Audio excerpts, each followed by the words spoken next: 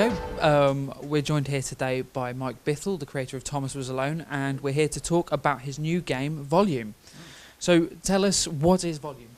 Well, Volume, it's a stealth game. It's the second game on my list. But yeah, it's coming along really well. It's essentially you play as Robert Loxley, who is this kind of Robin Hood character. And you go on missions. You kind of sneak around environments, steal the property of the rich, and yeah, it's coming along. Why the Robin Hood myth? Why not the Robin Hood myth? No, I find it interesting. That's really it. I was sat in an event about a year ago, and they were talking about British games and what a British game was. And it's actually something that's come up in the conversation recently because the tax break stuff. So I was intrigued by it. So I thought that's an interesting thing to talk about. And I started thinking about what would be like the most British game ever, and Robin Hood came to mind. But it was an interesting one. It felt like it suited the idea of a stealth game. You know, he's the ultimate thief, and he's the loved thief as well. That's the key thing with that character is it makes thieves cool. And it seems like it's been a while since we've had a cool Robin Hood. Kevin Costner didn't count. Nor Russell Crowe. Russell Crowe was all right, but he was just very Australian, wasn't he? Yeah. That was a rubbish film. That was not a good film. I can Well, cut.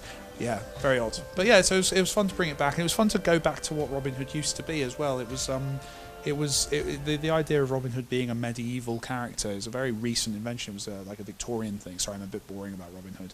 It was Victorians. Basically, Victorians were obsessed with medieval era stuff. So that's when Arthur and Camelot and all that kind of came back. Robin Hood.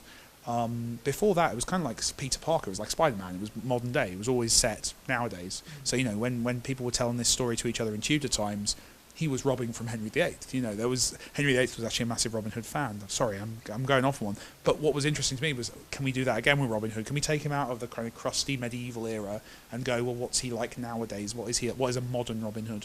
I think there was people that kind of twisted the story for their own ends, didn't they, over the ages? There was people, I remember hearing about the dyers who made Robin Hood into this kind of mythological dyeing, to do with fabric, and everything was kind of fabric related. That was a little while ago. Yeah, it was specifically a factory opening up, and they needed to convince the local population to not be bothered by the fact that a massive clothing factory was opening up. So yes, they staged a fabric-themed Robin Hood play in the local area. It's always been a really weird one. It's been used by people of power. The fact that he's rich in a lot of the stories, that's specific. The fact that he's like a noble, that's specifically because Henry VIII was a fan, but didn't like that he was a bit scruffy. So they kind of made it in that image. It's always been something that's been used and warped to tell cool stories and express people's political views. So that's part of why I'm using it. I've got a few views on that myth, and why we keep telling these hero stories to each other. Why do we keep telling stories about kind of privileged white kids saving the world? Is that okay? Do we need to keep telling those stories? It's stuff that intrigues me, so I thought I'll play with it. Okay, so how does the Robin Hood story manifest itself in the game then? What will the player be doing when they finally get their hands on? So the idea was, if we're going to do a modern Robin Hood, what's Robin Hood? Well, Robin Hood is a show-off. Robin Hood's a guy who pretends to be a hero to try and be famous. And that's part of the legends going back. He's kind of not a nice person. He's a show-off. And I thought, well, what would a show-off nowadays who wanted to look awesome for helping people do? And I'll be honest with you, I thought YouTuber. I thought they'd be someone making videos, much like this, to kind of present themselves. So this is the idea of basically Robert is on the run from the law, and he finds this military projector tool that's used to essentially to train guards and military, and he breaks it and he starts using it to simulate crimes, and he broadcasts those online. So he puts videos up on. Not on YouTube, but online, and starts streaming. He becomes a Let's Player for crime, essentially, and that's mainly because I just watched too many Let's Plays. That just, I don't know why it came to my mind, but it's quite a fun thing to play with because that is such a big part now of gaming culture, to actually start playing with that and kind of taking it in a sci-fi direction, and kind of, well, could someone actually use these tools to show people how to rob from the rich? That's an interesting thing. And Charlie McDonnell's playing him, who's just a lovely chap and a big YouTuber, so it's all kind of come full circle in a really cool way. these things tend to start pretty much the same way. Someone wanting to sound heroic, theme is dated in the first sentence, some slightly too clever framing device, setting established, and boom, a pithy tagline for the inevitable movie adaptation. But I don't have time for that. In fact, I have about 3 hours. The AI seemed pretty sure of that. There were graphs. In 3 hours, Gisborne's tappers find this place, which means I have 3 hours to work my way through the homes and businesses stored in the volume's database, to show you how to steal back what was taken from us, to make you mighty. My name is Robert Loxley, this is my stream, and I will be heard. Mechanically, it's a stealth game. Mm-hmm. How are you kind of playing with the stealth genre? What are you doing that's going to kind of set Volume apart from the myriad of other stealth games out there? Well, there's a lot of things. I mean, the big key kind of thing is taking away death. Most stealth games, the way you play stealth games, or at least the way I play stealth games, 'cause I'm a nerd, is I wander around environments, sneak up behind people, and bop them on the back of the head. Always bop them on the back of the head. Use the instant kill power, and that's cool, and it's something that works in a lot of games. But the problem is, it's such an overpoweringly successful technique. That's just how I play all stealth games. I finish every stealth game with all the gadgets, with all the tools, with all the gizmos that the game came with, never having used them, and it kind of seems like a waste. So with Volume, by removing that, you can't kill anyone, you can't even knock them out in perpetuity. Instantly, we kind of make it a game about crowd control and using your environment and being smart. Visually, there's a really kind of a distinct style to the game. The kind of the futuristic style as well that you were talking about. How are you kind of using that visual style to define the gameplay? I think the biggest thing with the visual style that we've kind of done is specifically the simplicity and the readability of it. It's a very minimalist look, partly because it's an indie game, so we're watching our purse strings a little bit. But more importantly, because it communicates well.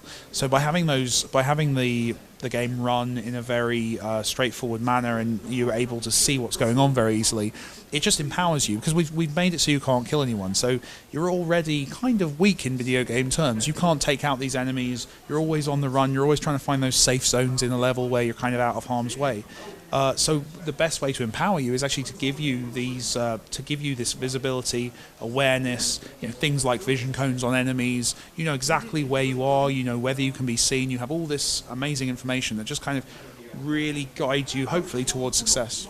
Can you tell us about any of the kind of the tricks and the tools that you're going to be able to use to kind of navigate your way around the levels? I mean, you have environmental objects, so things like lockers, walls you can scramble under. Various different things in the environment themselves.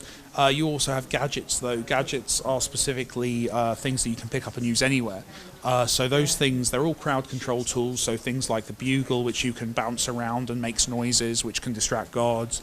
You have the masquerade, which allows you to disguise yourself as an enemy, and that will kind of turns the game almost in kind of a Hitman direction of kind of trying to keep your disguise intact and not alert guards too much of who you are. And various other things. So it's always about crowd control and evasion. It's never about killing. You can't kill anyone. And hopefully it's interesting. Okay, so with the demo that you just showed us, there's a really robust level creation tool. I'm assuming you're going to be giving that to the community once the game's out there, and they're going to be kind of working with that to create their own content. Yeah, that's crucial. I mean, the idea is put the editor out there, give the editor away. It's exactly the same editor that I use to make the levels, and then let people kind of do what they want with the levels they make. You need to import the game in order to play the levels, but the levels themselves are all just .text files. They're really straightforward to share. We have our server-side stuff that you can kind of log into and do it properly, but if you want to just chuck an attachment into an email to share a map with a friend, it's absolutely fine as well. And then that kind of, I like that freedom. I like that we're opening that up to people to do what they want with the game, because I love that. I love when you see a game and the community has grown up that makes their own stuff for it, that do their own things. So anything I can do to encourage that is very much part of the plan. So where are you in terms of development, and what's the roadmap ahead? So we are about a year in now. We started kind of February 2013. So yeah, just over a year now. And we're hopefully kind of going to finish kind of towards the end of the year, maybe early next year, as long as it takes, really. But I think we're on track. It's coming along. It's looking good. It plays well. We have to get into the recording studio and do all the VO stuff. We have to set the servers up. There's a bunch of jobs to do. It's a busy few months ahead, but I think we're doing good work. And what platforms are people going to be able to play the game on? So the game's going to launch on PS4 and Vita. Shortly after, so a month later, PC, Mac, Steam OS, and after that, honestly, it could go anywhere. We'll see. We'll see how it does, and we'll see where people want it. Okay. Thank you very much for your time. Awesome. It's been a pleasure. Cheers.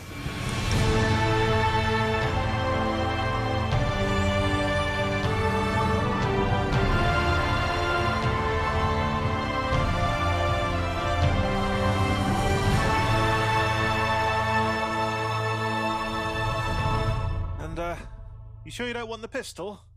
I can simulate a pretty nifty silencer. With laser sights. Laser sights are cool. No?